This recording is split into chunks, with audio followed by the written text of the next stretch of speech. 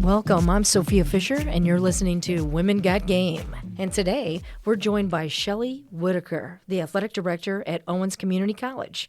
And under her leadership, Owens Athletics has seen some exciting growth, both on and off the field. And Shelley, thank you for joining us today.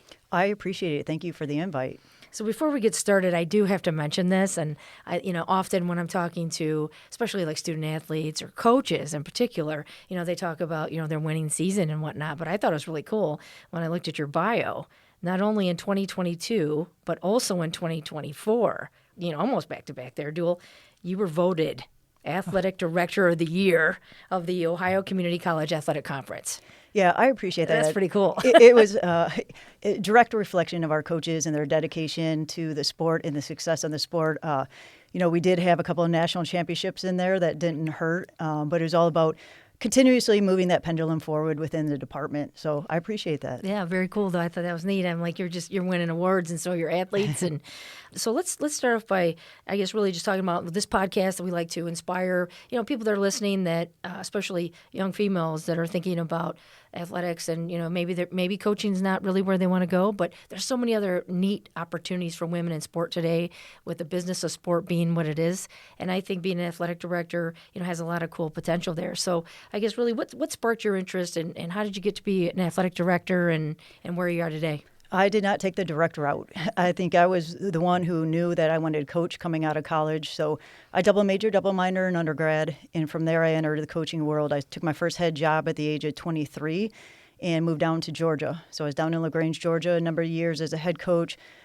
Moved across the United States. So you talk about opportunity for females out there and getting out. Sport is a fantastic venue for that. I lived in Georgia, Illinois, Southern California, New York City, Northern California, Portland, Oregon, and landed back here, 35 minutes from my hometown at Owens. So, it's been a ride so far, but honestly, the opportunity to become an athletic director was not by choice so much. I had a wonderful mentor when I was working in Illinois. He and I were hired around the same time. And I was hired in as a head softball coach / sports information director, which I had no experience in whatsoever, but it was a growth opportunity for me. And within a couple months, he said, no, we're going to move you into an assistant athletic director position. And my heels were in the sand and said, I came to coach softball. It wasn't about necessarily the administrative and growth aspect for me. It was to focus on the sport, give opportunity to females on the playing field. But throughout that process, he pulled me in, and I dove in head first and embraced it and wore every hat known to anyone in athletics, from sports information director to assistant, compliance, all the things under. And he eventually moved away from the institution. I assumed the interim athletic director role, and it kind of just played out the way it did. And I became straight administration when I was up in Portland, Oregon. The institution I worked for closed its doors. COVID had hit in the United States. Athletics was shut down. I was on the outside of looking in, and somehow this opportunity arose, and I came back to kind of where it all began. So it came full circle, but sport is a wonderful opportunity if you know what you want to do, or take a less direct route. But for me, I always say I tell our current student athletes, do as much as you can do, as many majors or minors, and keep the doors of opportunity open. You never know who you'll meet along the way. Can you kind of tell us a little bit more about your day-to-day? What does an athletic director really do? And also talk to us about, there's a D1, D2. A lot of people don't know the difference. So Owens is in what league? So we are NJCAA. We are D3, actually. So the difference in this was actually my first opportunity to work in the NJCAA. Prior to that, my entire 22 years experience was at the NCAA level, which we all know D1, full scholarships in that thing. But then at the D2 level, I was at that in Portland, Oregon, and the majority of my career was NCAA D3, which is non-scholarship. So it's a different approach when you talk about the recruiting aspect and the type of student athlete. A lot of more focus on the academic side. We talk about student athletes. For Division III, it's about a lot of focus, and the majority of the focus on the student aspect, not so much the athlete. Not saying that we didn't win ball games, because I was not there to, not be successful, but it's just maintaining, and I guess more so creating an opportunity for balance between athletics and academics. When you get into the D1 world, it's a little bit different, where the focus is on the playing field. If we look at today's landscape of athletics, there's a lot of, the majority of the focus is on the outcome, and a lot that we do at the D3, D2 is about the process itself. So different types of athletes and different opportunities along the way. And a lot of it goes back to the majors, the educational piece that the student athletes want to pursue.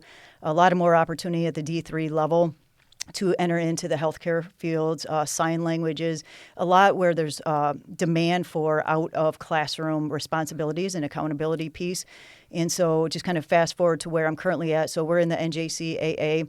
Pretty much the same structure exists within it as it does the NCAA. We are non-scholarship. The only difference is in NCAA, D3s compete only against D3s.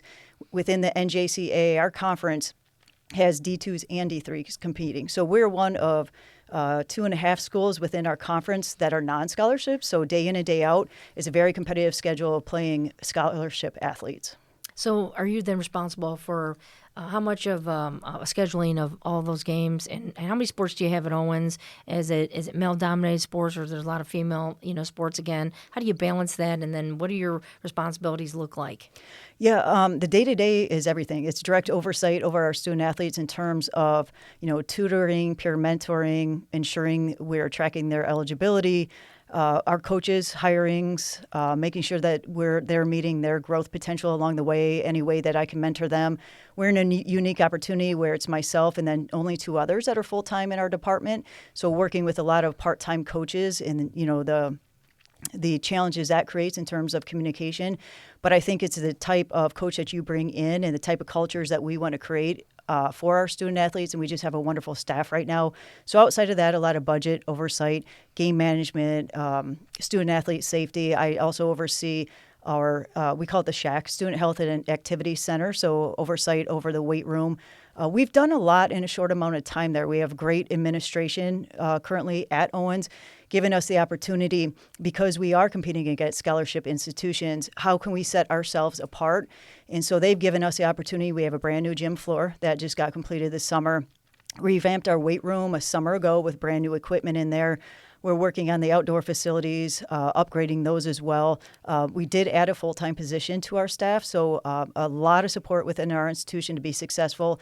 You can look at our championships, and we're pretty much day in and day out, or I should say annually, from year to year, either winning or coming in second place in overall wins within the conference itself. So just a lot of the day-to-day stuff is oversight. It's so interesting we talk about this, because you so much, anytime you listen to sports channels now, it's so dominated by name, image, and likeness. Yes. And then I was going to go there and ask you a little bit of that, but I'm really actually, even though I'm an NIL agent myself, I really often battle with the fact that this balance between academia, getting your education, and then also, this, pay-to-play model, And so I really love hearing what you're saying. You have a great president, by the way. I did get the opportunity to meet her. Oh, awesome. She seems very progressive. And, of course, I like your director of marketing communications, too, Tasha Hossein Black. She's awesome. And I think it's how you market yourself. I think really as an entity competing with a lot of D1 schools in our area, I'm interested to hear your thoughts on that balance that, can they do NIL? That's the first question. And then B, how are you feeling in the world of sports today and navigating that and all the competition and recruitment around us?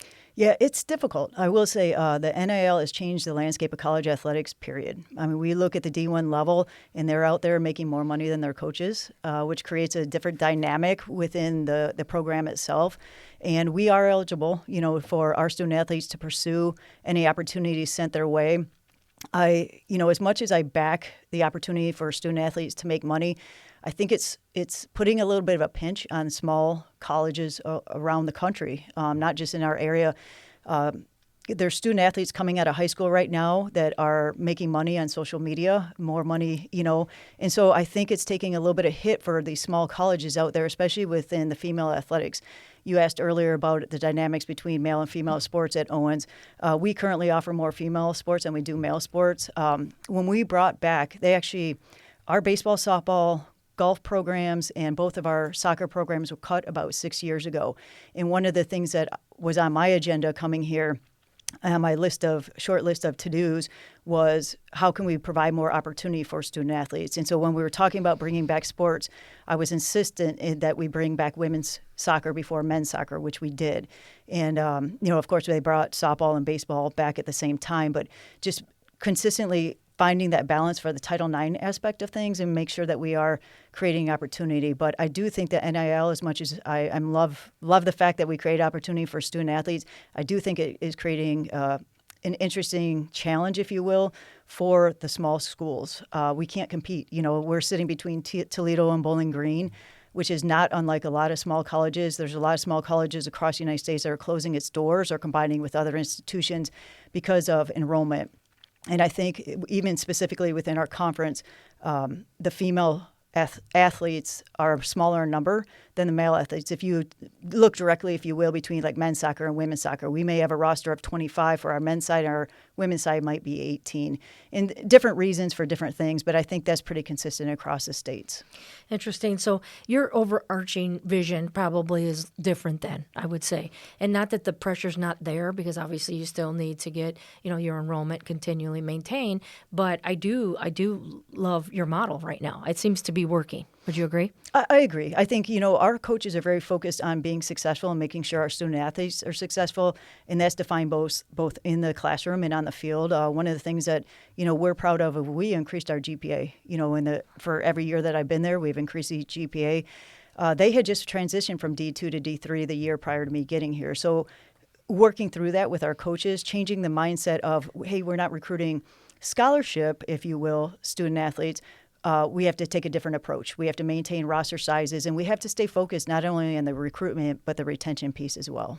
Don't you think you're still getting a high-level quality athlete? Because not everybody, I know student athletes, they want to continue to play as they move on, but they don't really want to commit to that D1 schedule. It can be very rigorous, traveling a lot, trying to balance all the things that you need to do to be a D1 athlete, but yet somehow you're getting really high-level athletes. We are, and I think that's reflective if you do look at the national championships we've gone to, anything in postseason, we're consistently doing it across the sports. And again, I give all the credit to our coaches who are out there as part-time coaches and just knowing the type of student athlete. And, even though they're not getting the athletic scholarship, we are recruiting above and beyond in terms of talent.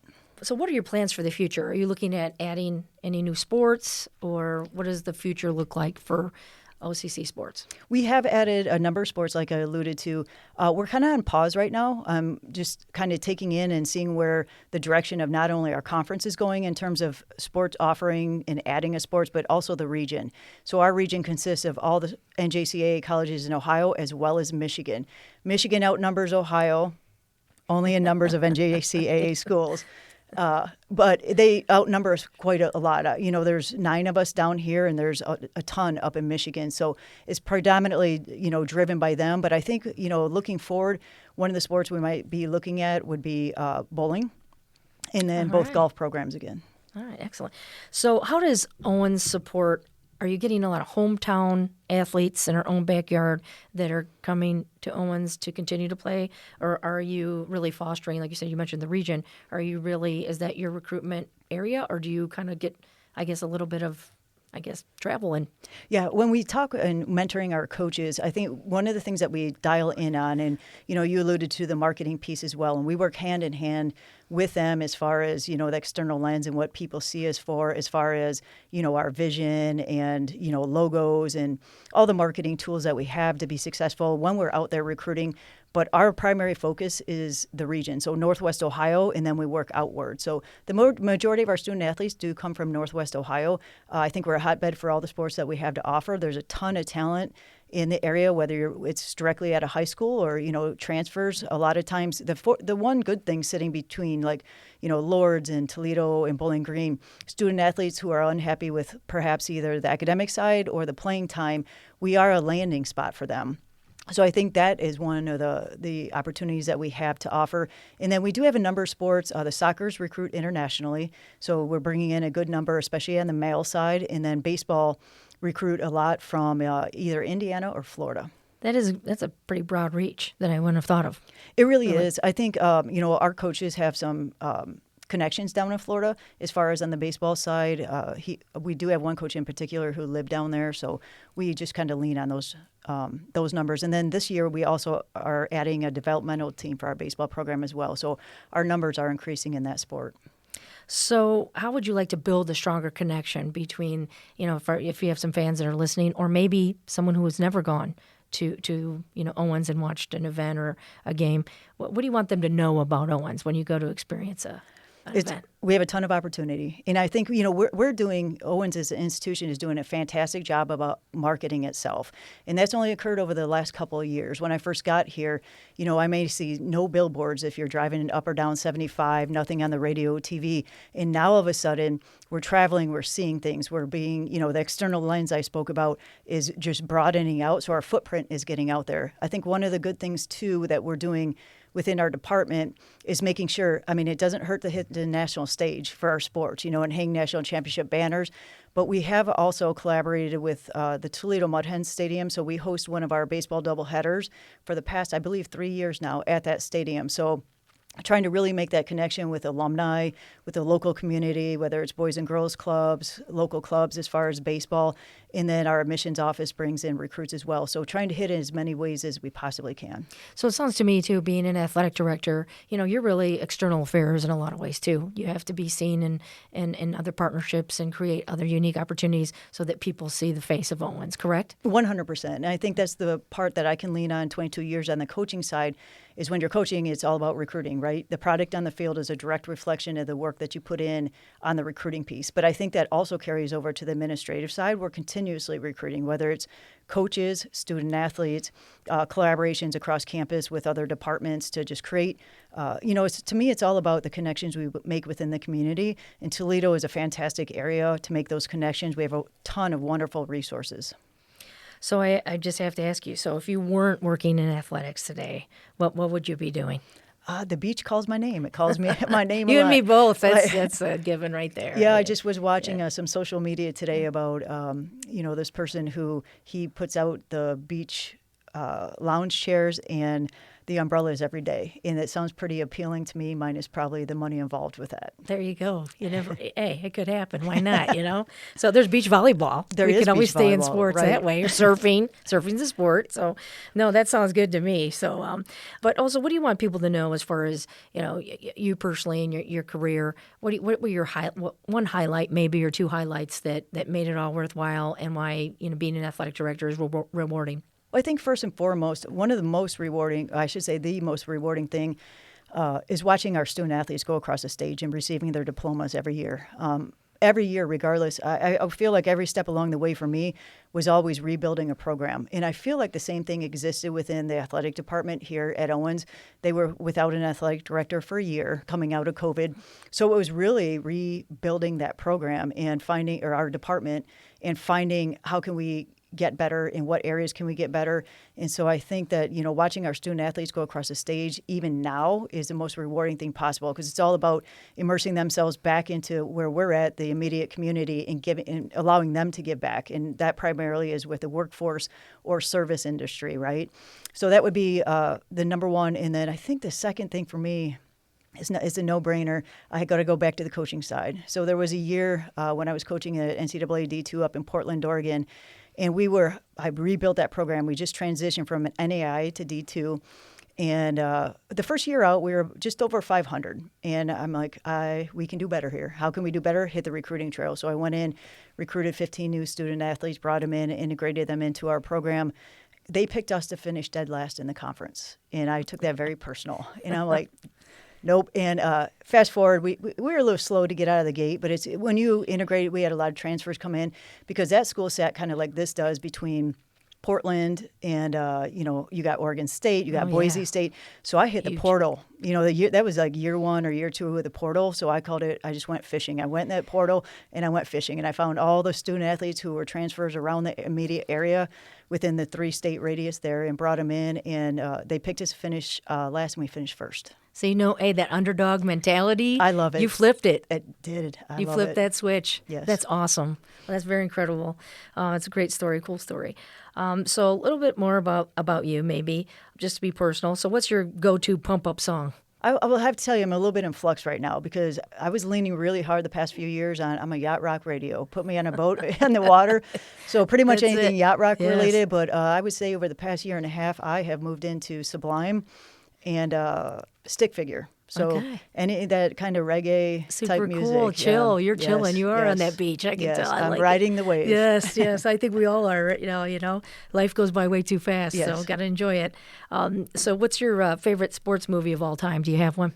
Ooh, sports movie. I'm really not a movie person. I spent too much time on the road on the recruiting side of things. So with 22, some years on the recruiting side. So not much into the movie side. But if we want to talk sport and my favorite, I'm leaning on the Buckeyes all day long. On the football side, they dictate my mood. They let, I'm not happy again until the next weekend if we drop one. And I hope one day soon we can beat TTUN up there. Oh boy. So you're definitely you boomeranged back home and you got to love your home state. So I like that too. So I guess, and bouncing back then, really to tie this up today, what advice would you give a young lady or a woman who's looking at, maybe they haven't been in athletics their entire career? How do they break that mold? How do they get into it? Or B, if they're, in school right now, how do you get that internship? How do you get your foot in the door? Sometimes it seems very difficult if there's not a lot of, spots available, or again, if you don't have that experience, sometimes it's very difficult to break in. It is difficult, but I say keep your opportunities open. When out on the recruiting side, I used to do camps every single weekend. I would fly down to California or across the country to do camps. And I really honestly, truly feel there's a place for everyone. So regardless of your skill level, there is a place for everyone. And it's all about, as you're going through college, year one, when you enter college, people always enter with, oh, I'm going to major in X, Y, or Z. By year two, they're out the door and they're completely opposite. But I think it's always about getting out there, making the connections, and keeping doors open. I think that's one of the routes that I took. I always thought, what do I want to do now at the age of 18 that I want to do when I'm old at 40, right? Old at 40 at the time. And so that's one of the opportunities I did was double major, double minor. It gave me the latitude to not only go to education and hit the coaching piece, but it allowed me to have the business side of things, which then translated over. So outside of athletics, I also opened up a side business 4 years ago. And so I run a business, but I'm also, athletic director and remain, in athletics. But I think it's all about just having confidence and creating connections along the way. So where do you see yourself and the program actually at Owens headed in the next 5 years? Where would you like to be from a visionary standpoint? I talk about pursuing excellence, and our coaches and our department and our institution overall, and our administration have been rock stars in backing all the initiatives that we've taken along the way the past 4 years. So I just continuously try to keep that upward trajectory. Specifically, it's getting difficult because I feel like we have tackled the major pieces of the weight rooms, the gym floor. We have great coaches along the way, but I think it's just.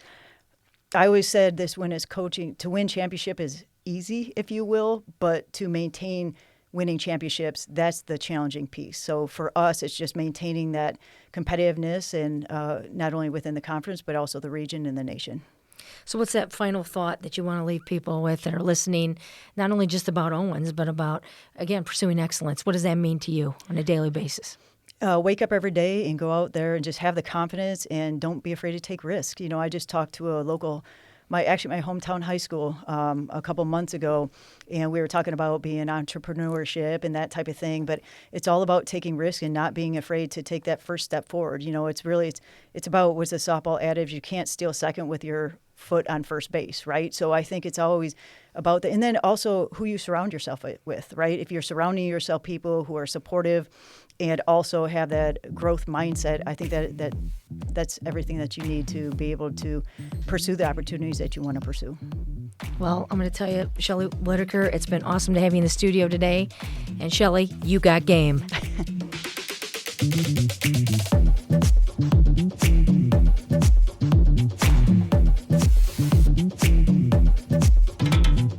Thank you for tuning in to this episode. It's clear that Shelley's commitment to student success on the field, in the classroom, and beyond is making a real impact on Owens athletics. We'll be cheering on Shelley and the Express as the next chapter unfolds.